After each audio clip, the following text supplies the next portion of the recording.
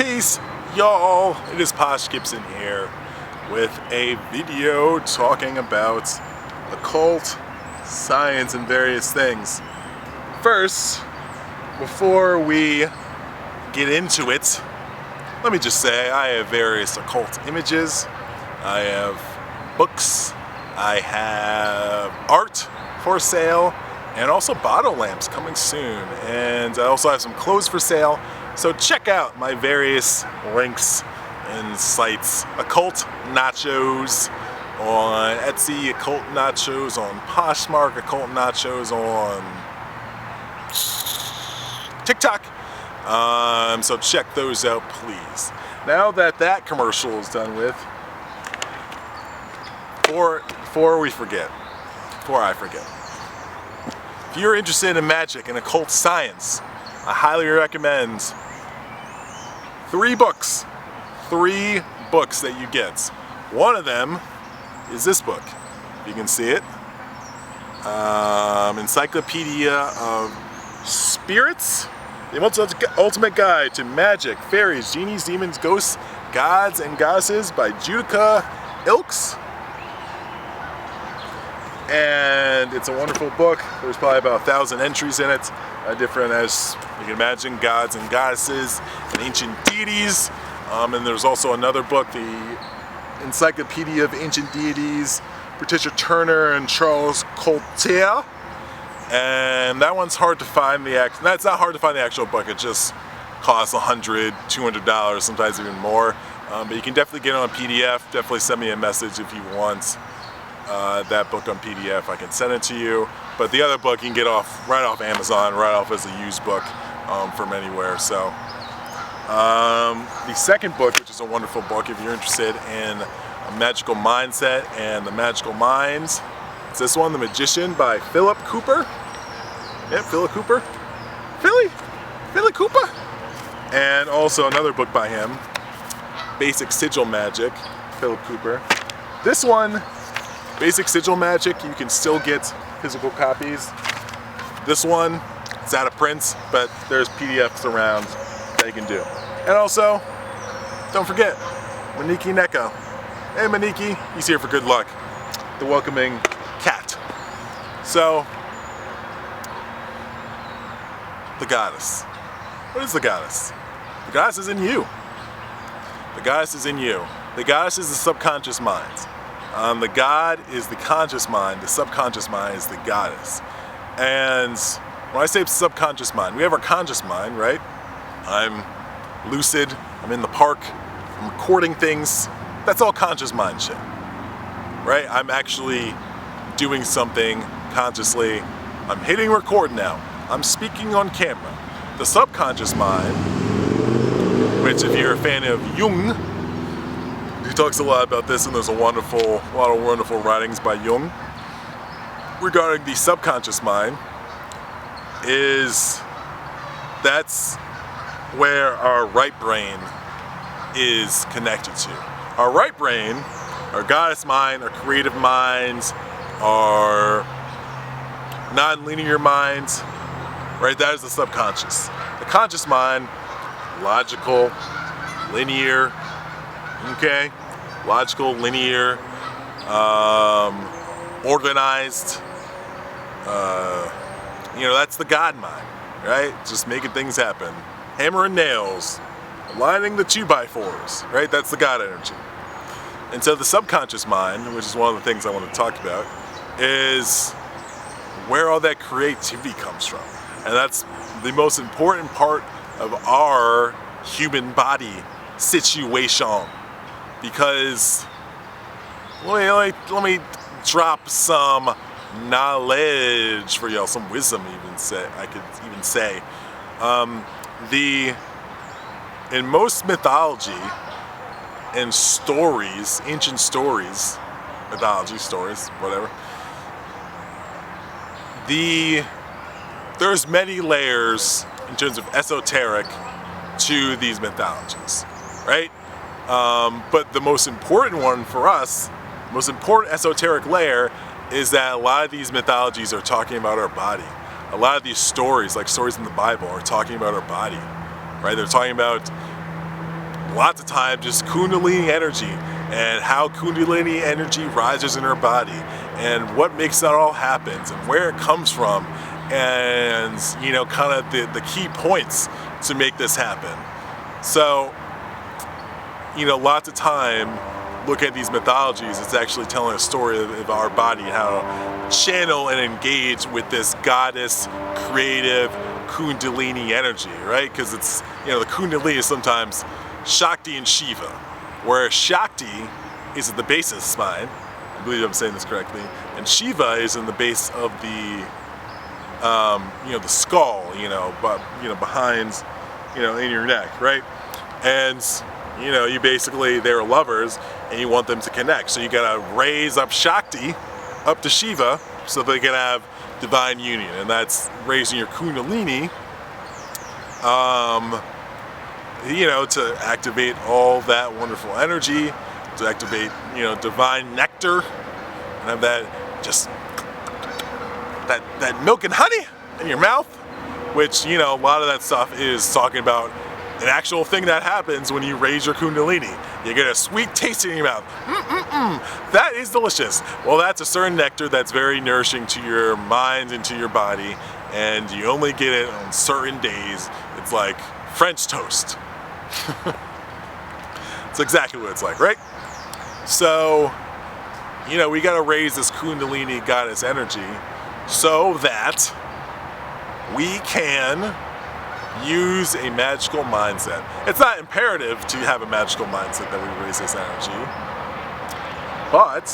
and therefore we need to tap into that. And our subconscious mind is a symbolic part of our mind, right? Our conscious mind is very linear, right? It works on language and saying, this is a plant, this is a park, look at that, that's a tree, I'm sitting on a bench, right? The subconscious mind, it's just a picture of a tree, it's just a symbol for a tree. It doesn't say tree, T-R-E-E, no. It speaks in symbols, it talks in symbols, right? The collective unconscious, look up the collective unconscious, and Jung, which is spelled J-U-N-G. If you didn't realize, it's not Jung. It's not Jung, it's Jung. That's how you know someone's really enlightened, how they pronounce Carl Jung. They say Carl Jung or Carl Jung? Nah, nigga, wrong. That's not how you say it. It's Jung. Anyways, look up the collective unconscious and learn what that's about and understand the symbolic nature of dreams. Something that I've been doing related to my dream work is I don't always remember my dreams, but it turns out when I don't smoke for long periods of time, my dream recall is just, it's much better, it's much better. It's not always the case. There's been plenty of times where I've been able to recall dreams and I was actively smoking, but just for some reason that precludes me from remembering my dreams, sometimes at night. So, recently I wasn't smoking because I was working somewhere. I was away, New Hampshire, and I was able to have an extended period of time not smoking, so I was able to have consistent dream memories. I was able to write them down, and I realized that a recurring symbol in my dream symbolic dictionary is parties. My dreams are always at parties, something involved parties. There's always something happening at parties in my dreams. And I recorded it enough where I sort of knew that, but it's like I knew it in the back of my head, but until I started writing it down, I was like, oh shit, that's another dream involving some sort of party. That's hilarious. But it's you gotta understand your own symbolic language, right? What symbols are meaningful to you? Right now, what animals are meaningful to you? Don't just say dog, that's easy. You have a dog, don't just say dog. But maybe raven. Ravens are an animal that have been really speaking to me recently. Literally, they were talking to me, but also speaking to me in the figurative way. They were figuratively speaking me. I just, even a few projects I've thought of, involved the use of Raven in the name and in the logo and all that sort of stuff. So, So yeah, so in terms of my symbolic language, ravens definitely have a certain meaning. And now, don't get me wrong, everyone interprets symbols differently. There can be a general where it's like, if we look up right now, the symbol of a raven in terms of ancient cultures, like usually a raven is what they call a psychopomp, which is some sort of creature, animal, or deity that kind of like, oh, you're dead? Right this way. You know, they kind of escort you to the afterlife, or whatever you want to call it. You know, they bring you on the boats, they bring you to the duat, they have you judged. You know, they do that work. They're like, oh, you're dead?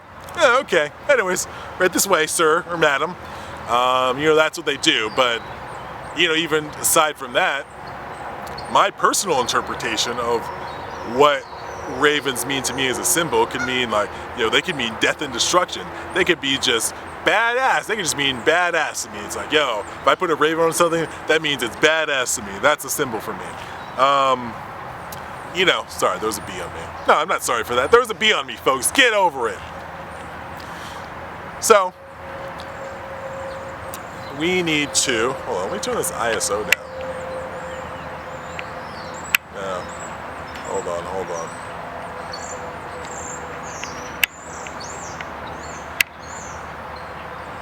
We'll leave it like that. Okay. Anywho, we need to just understand the symbolic language that's going on in our subconscious. And let me just say this. Let me just get this in here. Everyone needs to reprogram their minds. I'm just going to say that. Well, if you want to. I don't fucking care what you fucking do, frankly. And it'd take me a while to get to that sentiment. I really don't care what you do. As long as you're not bothering me and bothering those I love, I don't care what the fuck you do with your life. You want to eat Fritos all day, go for it. If you want to eat fucking Yoo-hoo till the fucking cows come home, and then the cows come home and they leave again. I don't know why it stops before 30 minutes. Because they say on here that these DSLRs only do 30 minutes at a time. That stopped at like 12 minutes. What the fuck? I wanted to keep ranting for 20 more minutes and it cut it short. Bullshit. I guess we'll have to join these videos together. It will look like one seamless long video. Huh? Technology? Huh? Anyway, subconscious mind. So our subconscious mind runs on symbols. So that's why if you want to change your mind, right, if you're working on visualization, that's why it's powerful. Because you're imagining and you're visualizing symbols, right? And those symbols are what change your mind. You can't just be like, yo, subconscious mind, this. Because the subconscious mind is a computer, right? If you put in instructions, symbolic instructions, it will receive that. But there's a few things. One, you have to be in a state for your subconscious mind to receive these instructions. So that's one, and we'll get into that in a second. And two, you got to put in the right instructions there. You got to teach the subconscious mind computer these instructions. And now, shout out to Brother Panic, because he's broken this down, and this is an easy way that always helps me remember about programming, reprogramming, or the subconscious mind learning new things, right? Learns three ways, our subconscious mind: trauma, repetition, and symbols, as we just mentioned. So let's talk about trauma first. Trauma, if you were abused, right? Let's just go there. If you were abused, and let's say your abuser wore a Mickey Mouse sweatshirt. Just the first thing that came to mind, just they would wear a Mickey Mouse sweatshirt when they were often abusing you, right? Or this could be a partner, right? Or maybe they had a specific drink, maybe a certain type of alcohol they drank, right? After time, if this happened enough, if you see a Mickey Mouse sweatshirt, or you smell a certain type of drink that they drank, it might bring you back to those abuse experiences, right? Because the symbol of those things, whether it's the drink, maybe it's like seeing that bottle, seeing a certain type of glass, again, the smell, the smell someone has it on their breath, or just seeing the sweatshirt, right? That could bring you right back to the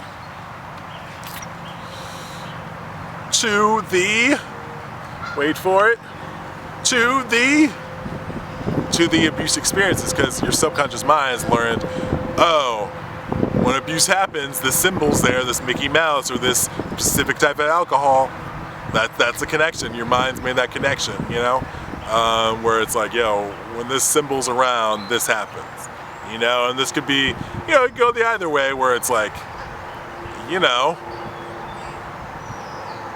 one of your friends, when you hang out with them when you're younger, they would always like play a certain song by a certain artist, or they had a certain artist, and whenever you would come and hang out with them, they would always be playing this music. So again, that symbol, later on in life, you could maybe have not even thought about this friend, but maybe you hear, maybe they're really into Queen or something. They're really, and anytime you hear a Queen song, you're like, oh, that reminds me of Khadijah. Oh my goodness, good times, because again, that audio symbol, right? Because symbols, they could be, because there's waves at the end of the day, but probably, just hearing that audio will probably bring an image to mind, and probably have a visual, symbolic counterpoint or connection, in addition to obviously the audio making you feel some type of way and remembering what happened. So trauma can cause you to symbolically learn something, right? And this is why things like the media will play on this by constantly. Well, let's get to the second one. The second one's repetition, right? And you mix repetition with trauma. This is why showing shit like a black man, repeatedly showing a black man being killed by the police, just on the news, just constantly, then on social media, and then more on social media, and then more on the news, and just showing the shit constantly. That's training subconsciouses. That's training people's subconscious to keep it in a certain state by the images, right? Like, how many people right now, if I said either Eric Garner, or if I said, damn, where's Eric? I honestly, see, this is how I feel. I have moved so far past some of this shit in my mindset. I can't even think about the dude in Minnesota. I can't remember his name. This is me bullshit. I literally cannot remember his name because it's like, I don't need to hold on to that in my subconscious. That's how people need to be. There's no reason for me to hold on to that sort of symbol in my subconscious. It does me no good. No good. There's no good that comes from me, Posh Gibson, holding on to that symbol in my subconscious. Or anybody. Unless you just want to hold on to it because you're a sick fuck and you like holding on to traumatic things. But the constant repetition of, shout out to the geese, you know what I'm saying? They're doing their thing. They're doing their thing. Quiet down over there! No, this is their park. I'm just living in it, right? So, shout out to, I was going to say shout out to the geese. Shout out to the geese. So yeah, constantly seeing images like that on repeat, for weeks and months, and probably years. That shit'll be circling around. Trains and programs people's subconscious minds to keep it in a certain vibration, keep it in a certain energy level. So repetition is another tool that can train your subconscious. Where, as I was saying, like, the subconscious is not a language computer, it's a symbolic computer. The caveat is, if I say I am powerful hundreds of times a day, even if I don't believe it, if I just say that, I am powerful, I listen, in addition to say, I'm listening to it in the background, I am powerful, just non-stop for like a month, I guarantee you, unless I am just super resistant to the feeling of me being powerful and that I decide to release the idea that I feel weak and there's shit like that precluding that, I will feel so much more powerful. I've been doing this at night where I've listened to this before where I've recorded affirmations and I'll listen to them like just on a low volume throughout the night. And I've been listening to this one for probably about 4 days. And now there's other things that I've been doing that I feel have changed my consciousness and mindset over the past month, but specifically over the past week. But I credit this small thing for helping a lot. Because then like I won't even be listening to it and the phrases will come up and I'm like, fuck yeah, I'm this. You know what I'm saying? Like, you know, just like it's internalized. And when I have moments where I don't feel like that, this other thought, this other affirmation will come up and I'm like, oh, you know, and I can move on and keep going in a positive direction, you know? So, you know, and usually when I do affirmations now, if I'm listening to them like consciously, meaning like, you know, I'm listening to the affirmation to listen to the affirmation, like if I'm meditating or, you know, it's before I go to sleep. Because sometimes I'll put it around while I'm doing something just on a low volume. You know, I'll be working on something, I'll just have it going in the background, just, you know, and sometimes that's powerful too, because then it's like you're not consciously thinking about, I'm not powerful. You know, you don't have the conscious mind to stop the momentum, right? You can just kind of let it seep in, you know, get past the gatekeeper. Sometimes the conscious mind is called the gatekeeper because it's like to implant things, because it's like you can't just have everything getting implanted in the subconscious mind. We would be a mess if that was the case, right? But it's like if you know the code, if you know how to get access to the subconscious mind, you walk into the there was a self-hypnosis book that I had once. I gave it away, but really good. It's about self-hypnosis. I forget the name of the author, but if you look up instant self-hypnosis, you can find this book. It's really good. It's definitely good stuff. But if you in the induction, which is basically getting yourself into a hypnotic trance, right? In the induction, like basically you walk through the scenario, and one of the parts is like you go into this building, and there's a security guard, right? And like you kind of like walk in, and like the security guard kind of looks you over, and kind of like he's like, "Who the fuck are you?" Then it's like the security guard recognizes that you're the owner of the building, and it's like, "Oh, hey, Posh," like, "Oh, how are you today?" Like, "Oh, you see that Jets game?" You know, whatever. Then you go into the elevator, right? And that security guard is supposed to represent the conscious mind, right? You can't just let anybody into the subconscious mind. That's not how it works. We would have lots of problems in addition to the media's access to our subconscious mind through symbolic repetition of traumatic things. You would have other things. It's just like anything can get in there, unless you're in a prime state to receive it.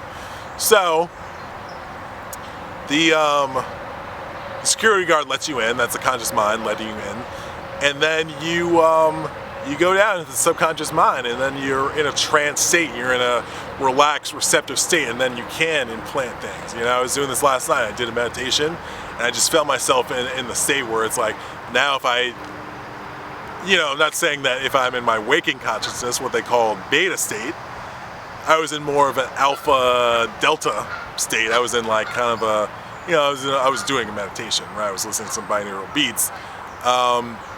If I, there was a point where I was like, oh, okay, now I need to run through some affirmations, because I just felt the receptive nature of my mind, where it's like I can just say something and it was going right into my subconscious mind because I was in that relaxed of a state. So let's review. Training your subconscious mind. Trauma, repetition, and of course symbols. So if you repeatedly train your mind with symbols, that's how you really do it. Like literally, this is what I do now. In addition to listening to something, I make these little videos where one of the the affirmations that I record that I listen to at night, they basically touch on 7 specific areas. It needs to go longer than 12 minutes. but whatever. These will all be conjoined together. And maybe this won't even be in here, so I probably should cut this out. So, these affirmations cover 7 areas. And they are, here are the phrases. Perfect prosperity, love eternal, occult power and prowess, spiritual enlightenment, financial, psychological, emotional freedom. There's another one on there, another freedom. Physical freedom, I believe. There was, what's the third one? Oh, everlasting and eternal joy. And the last one is, now I'm like recalling the visual of it, not just the word, I'm recalling the visual of this thing. What is the last one though? All the way on the ends. Cosmic, worldly as a living God, right? Cosmic royalty as a living God. So I put like little emojis. One of them is like a real picture slash like a designed picture. Like the one for freedom I have, it's like this chain and the chain's breaking and they turn into birds. But the rest are just like, like it's like a emoji hearts, and not emoji, but it's like a graphic heart, a graphic crown, a graphic wands, a graphic laughing face, to represent these things. And then when I'm listening to these things, and I'm looking at this little video I made, and there's like a little magnet on top to signify I'm attracting these things towards me. As I'm looking at things, I'm like, what does this look like? Let's just break this down further. What does financial freedom look like to me? What are the visuals? What are the feelings? What are the emotions around it? Right? And I build up these little scenes around them when I'm doing these things. So it's really just, now the only thing I'm not doing with this to make it a full package thing is like I'm not traumatizing myself, which I could. I could like, every time I do this, I cut myself. Ah! And that would probably work. Honestly, it would work because it would be enough trauma that it's like every time I wouldn't do all that. That would be a little extreme. But there is good trauma. Like the best example of good trauma that's here's one. I'll get into the other one example. But exercise, challenging exercise is good trauma. Like, doing kettlebell. If you know kettlebell, that's not easy to do. Now, it's not traumatic as someone like beating the shit out of you, but it's traumatic to your body in terms of it's just got to recover after doing that, right? And that's how, muscle growing and strength, that's how that happens, where it's like, you sort of lightly damage the muscles and the muscles grow back stronger, right? That's the occult science behind it. It's like, you put in some work and it's like the muscle's like, yo, that was heavy. We probably should grow a little bit more to handle that load, and then you can handle a load more, and then you keep pushing and pushing and pushing, and then before you know it, you got fucking guns like these, and you're fucking doing all the fucking shit. You're lifting up a woman by your fucking one arm. Sure.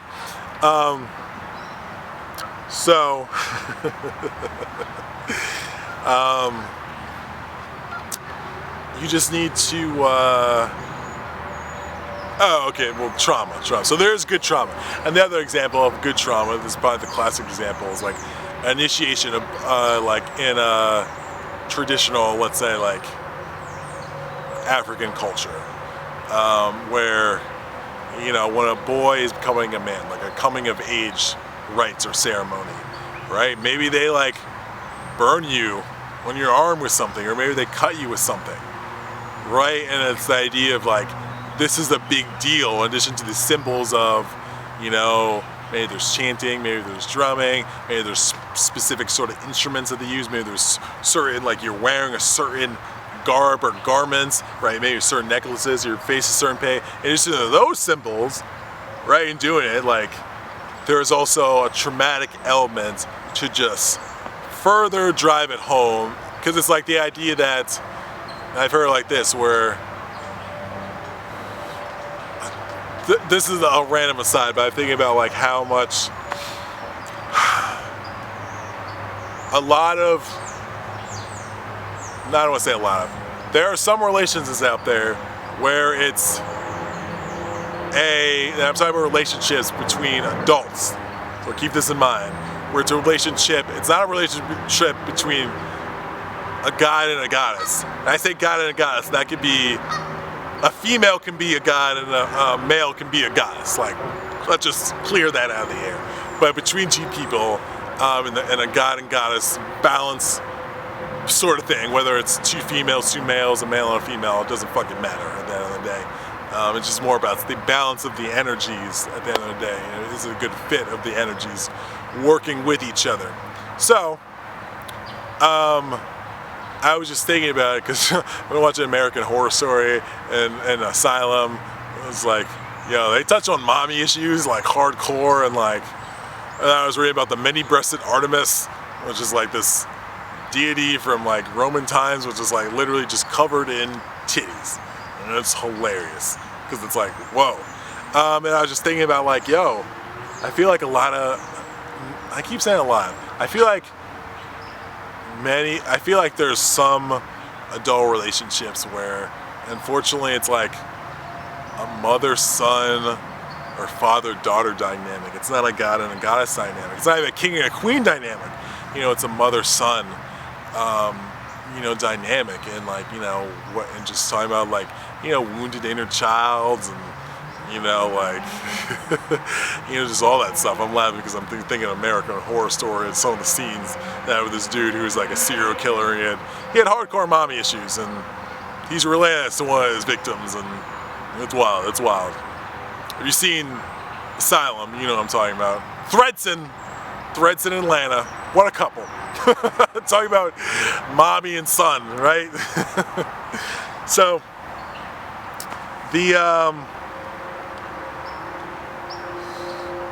I say, I don't even know why I necessarily brought that up.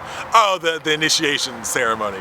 So, you know, and that sort of thing where if you go through that, right, go through this like semi-traumatic, sort of dark and mysterious sort of ritual with your elders, becoming a woman, becoming a man, it's like, yo, I know everyone in my family who is a quote-unquote man or a woman went through this, so by that conclusion, I went through this, so I am now a man and a woman, man or a woman.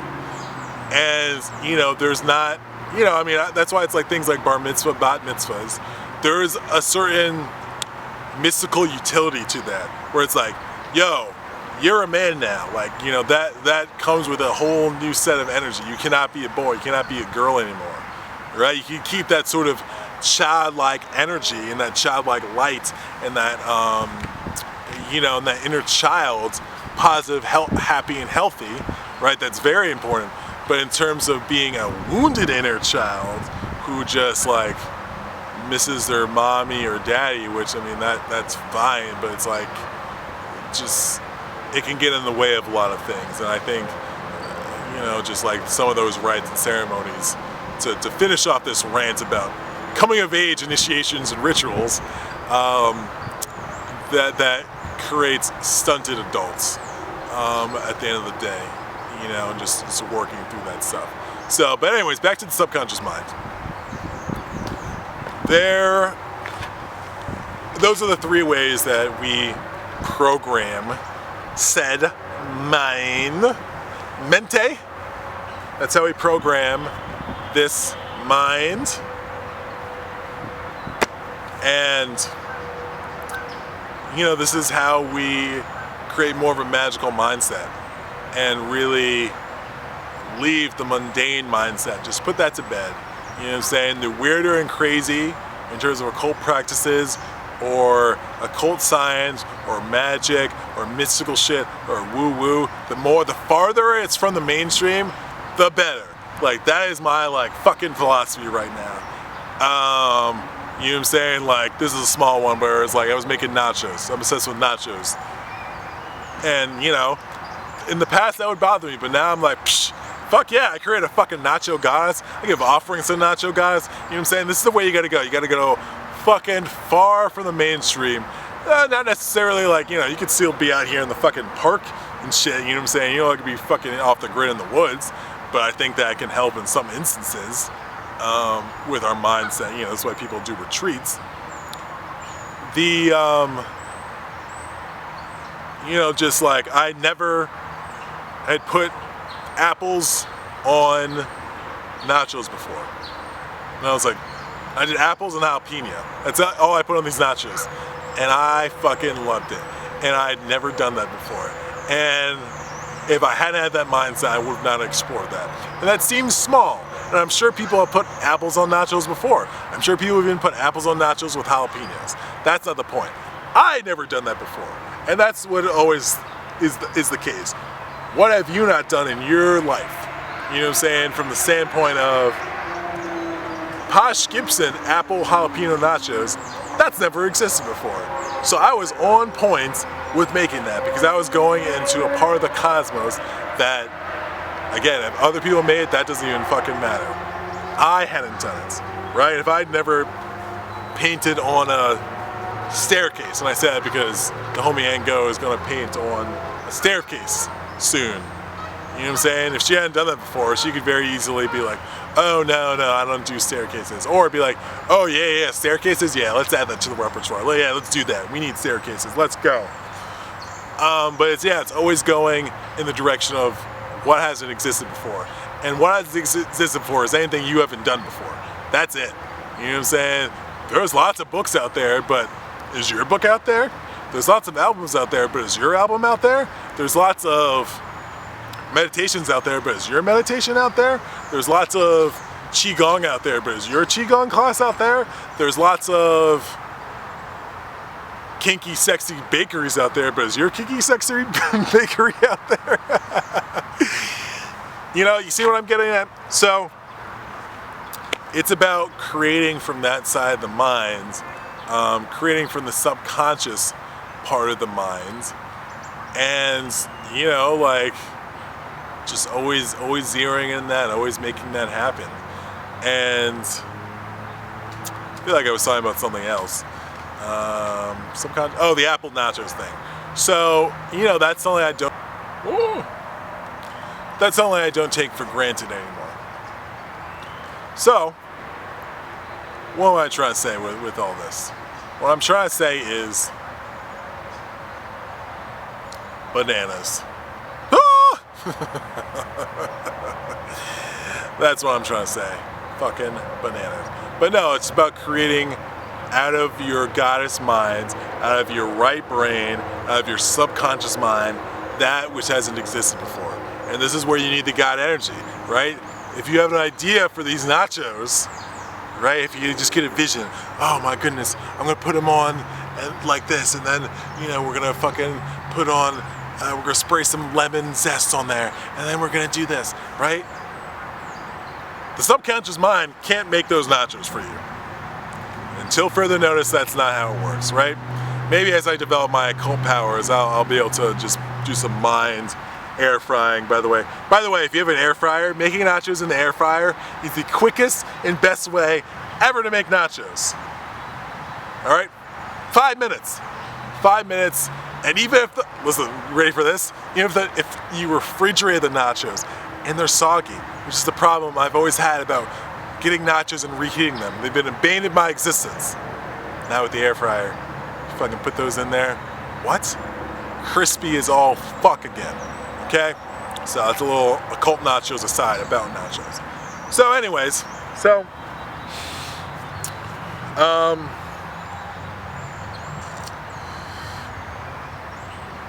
we just need to be just going crazy. You know what I'm saying? Going crazy and just doing things from a mindset that's not typical, right? Like, think about any artist who's considered a genius, who's considered like revolutionary.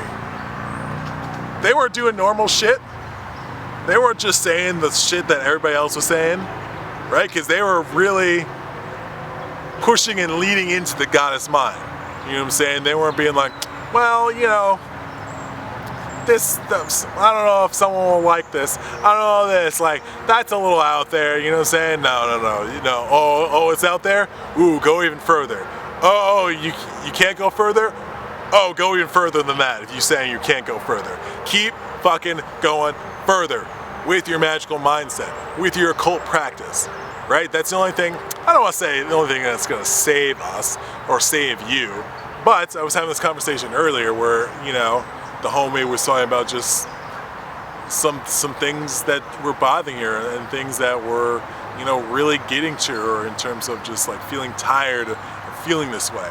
And I said some other like kind of fluff advice that in retrospect I was like, man, I wish I'd said this what I'm about to share before all that other shit. The other shit was good, but you know, this was the crux of it that I left her with. I was like, yo, you just need to beef up the time you're working on your occult science every day. You're doing it for 20 minutes, you need to do it for an hour. It's like meditation. It's like, yo, you don't have time to meditate for 20 minutes, meditate for 45 minutes. Because that is the shit. In addition to, again, doing the conscious mind, the God shit, where it's like, oh, okay, like, I want to lose weight. Yeah. Stop eating shitty food, start moving more, right? Do certain things in the conscious, action-wise, but also energetically. You gotta do some energetic work to complement that yin and yang, where it's like, ideally, it's like, yo, you gotta have the energy for the action. You can still be doing the action, but it won't be connected to the energy you need, right? It's like you can will yourself to do it, or you can have like the God's energy flow to you. Because that's when it's like, oh, let me try out this random exercise I never thought I'd try before. And then before you know, you're like, yo, you love doing that exercise. You know what I'm saying? But like, if you just like, no, I need to do this exact exercise, this is how I need to exercise, very strict and stringent with your approach to looking at, then you leave out the thing that would actually help you energetically by kind of listening to that creative situation come up in your mind and then going with it to support what you're actually trying to do in the physical world, you know, because it's give and take. And so I think about now, like, you know, the Ganesha and the Legbras of the world, or the openers of the way, or the way clearers sometimes. And again, just a little shout out, that's, in an esoteric way, that's referring to our root chakra, where it's like, yo, clearing the way starts with your Kundalini energy. You gotta clear the way so that can start to rise. You know what I'm saying? Because if there's obstacles in the way in your chakras, the energy can't rise. You know what I'm saying? So, you know, it's like, I think it's the complement of, if you're like, yo, Ganesha, Legba, I need some help clearing the way for my Etsy sales, right? If I don't post a listing on Etsy, you know, weird things could happen, but I don't think I would be able to get an Etsy sale. I don't think the way would be cleared for an Etsy sale if I don't have an Etsy profile and I don't have listings on there, etc., in addition to doing other things. You know what I'm saying? It's like, you want to clear your own way as much as possible.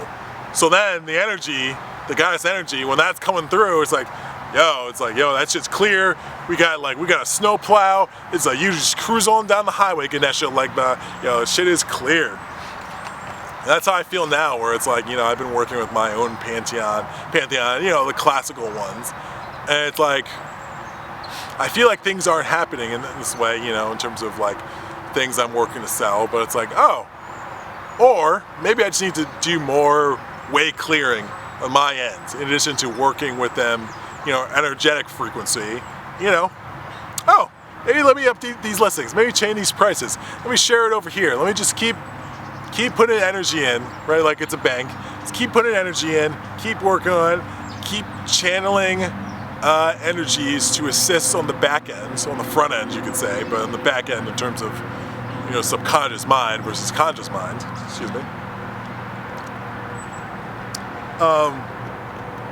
Because that's the actual thing, you know what I'm saying? Like, getting the best marketing plan, getting the best whatever, that can help, but having the strongest, most flowing connection to divinity and to your goddess mind and to the goddess right brain energy that we all have, that's paramount. That's the shit. That's when miracles fucking happen. And then, you know, before you know it, some shit clears out of the way and you get some like, just some weird shit happening where it's like, yo, yeah, we want to hire you for $10,000 for, you know, doing Qigong classes for all these libraries, you know, whatever, just like something, you know, just extreme sometimes can happen when you keep just working with that energy to a higher extent, you know. Don't think it's like you need to be better with your finances. Think you need to be better with your energetic finances. Don't think you need to be better with how you talk to people. Think you need to be better with how you talk to yourself and how you talk to energies and spiritual entities. Okay, it always comes back to the inner. So, this is already longer than I anticipated. The fucking stopping of the videos threw me off. But it's all good, it's all good. Anywho,